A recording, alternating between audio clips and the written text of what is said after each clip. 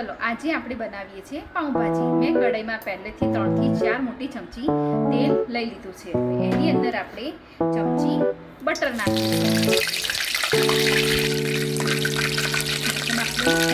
ચલો હવે એની અંદર આપણે 3 થી 4 મોટી સાઈઝની ડુંગળી નાખીશું।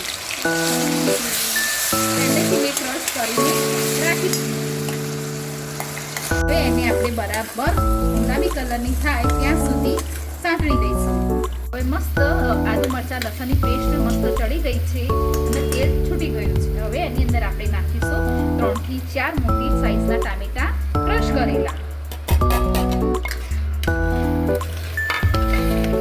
મસ્ત તેલ છૂટી જશે ત્યાં સુધી ટામેટાને આપણે ચડવા દઈશું। ટામેટા જલ્દી ચડી જાય એના માટે આપણે થોડું મીઠું નાખીશું।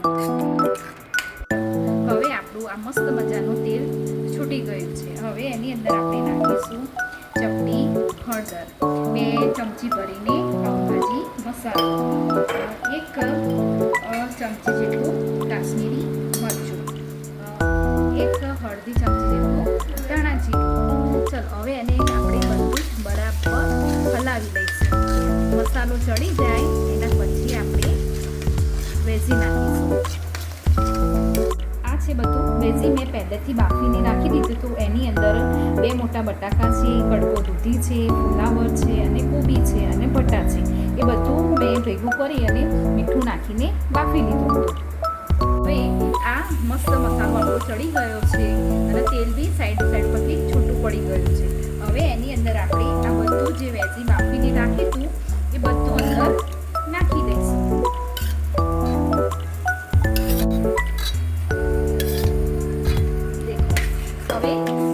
બધું વેસી અંદર નાખી અને બરોબર હલાવીશું અને હવે જરૂર પડે તો થોડું આપણે પાણી વેડીશું।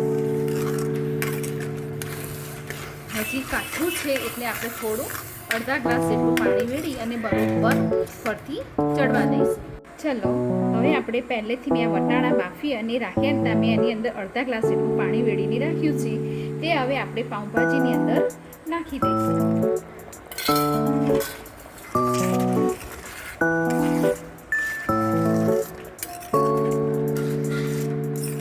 બરાબર મિક્સ કરી અને તેલ છૂટે હવે ત્યાં સુધી બરાબર ચડવા દઈએ।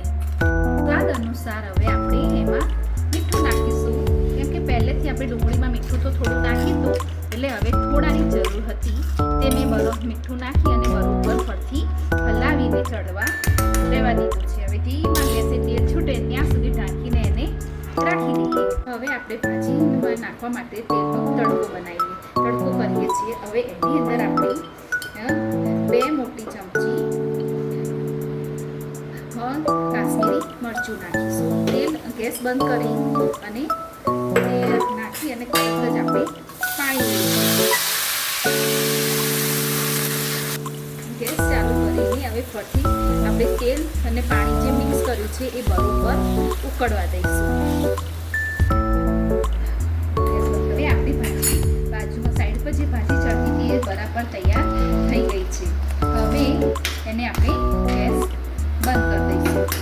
હવે જે આ સાઈડ ઉપર આપણે જે તેલનો તડકો કરીને રાખીશું એ હવે આની ઉપર આપણે રેડી દઈશું।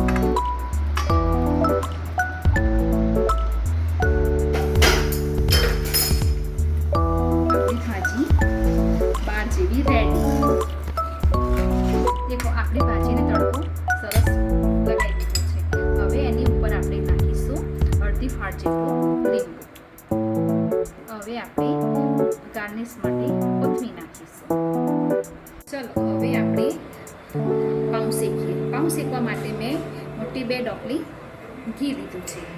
હવે ઘીની અંદર અડધી ચમચીથી બી થોડું ચપટી જેટલું કાશ્મીરી મરચું લીધું છે।